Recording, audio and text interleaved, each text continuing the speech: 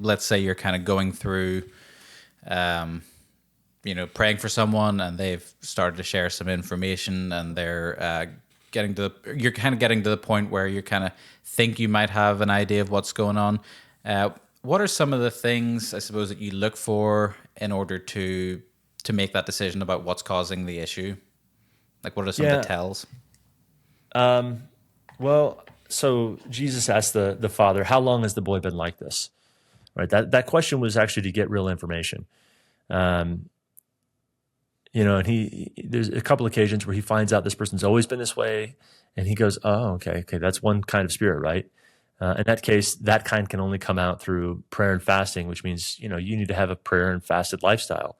If you don't have that, and the fasting part may have been added in later manuscripts, but you get my point. Is it's not like Jesus stopped and fasted and prayed, but I'll often tell people, like, okay, this kind of situation, let's get a couple days of fasting in this week, and let's pray, and let's come back to this in a week, and I'll do it again the next week and the next week until we actually get this person freedom. But that's an indicator of something there. If they say, oh, it started here when this person was 12 years old, well, then I go, okay, was there anything dramatic that happened when they were 12? Any trauma? People can get demonized for a number of different reasons, and oftentimes there's a spirit that can cause these kinds of infirmities. And so we need to figure out how that demon got in so we can get rid of it, and then they can get healed of their infirmity. So it just depends on what it is. I found, I saw a lady get healed of something called Raynaud's, which is where you have a constriction in the capillaries that causes the blood to not flow very fast to the fingertips and toes. It's very painful, causes, a lot of people feel very, they go numb and cold. Well, we're praying for this young woman, and someone got a vision as we were praying of her disappointing her father when she was a child. Well, we started asking her about it, and she actually has a recollection of a time where she did something really disappointing. And the thing that was really disappointing to her was that she got a B on a test, and her father was irate. And so I was with Jack at the time, and my mentor, and he said, Did you make an oath that day never disappoint your father? And she cries, and she says, yes. And so after we had her renounce that oath, we then prayed for her, and she was healed of an incurable infirmity. Seen that happen, a lady who had nightmares on a regular basis.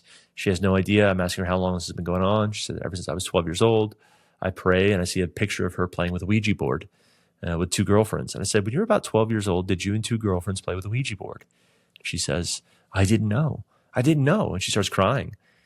I'm like, of course you didn't know. It's at a game section at a Target, right? So, here she is committing the sin of divination as a 12-year-old, has no idea that it's opening up the door to the demonic in her life. And once we dealt with it, removed that evil spirit, she was set free from her night terrors. So I'm always looking to see, like, what's the root cause of this when I pray for somebody? What is that diagnosis? I think you were at the conference when I prayed for Charles Burleson, right? So what happened with him there? Or what was the... They asked me to do the John Wimber 5-step model at the conference. Right, yeah. On the stage. I had like 5 minutes to diagnose and then pray for him. I do remember that, yes. I do. So, that was another great case in point. Charles, how long have you had this pain in your elbow? He's like, about 7 months. And then I asked him a rather peculiar question, but I was able to get to the diagnosis and pray for him, and he was set free from that infirmity. Okay, so that's that. To this day, he's been free of that pain? Yes, he has. Wow.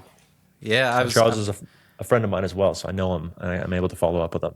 Yeah, because I remember, again, with these things, you don't know what the long-term situation is, or you see something happen and you think, again, is it like a couple of days it'll start to come back again? But that's really amazing to hear that he's been set free from that. That's incredible to hear. How often would you say that you discern that the cause is something maybe demonic versus a natural, or an actual illness that someone could have just for whatever reason? Could you think of a ratio?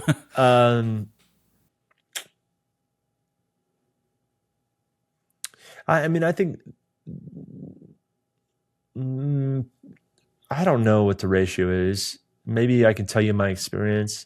I'd say about half of the people that I've prayed for that have been healed, they just prayed for healing and they were healed. That's not to say that half the people I've prayed for have been healed. I'm saying of those who were healed, It was just a simple prayer for healing.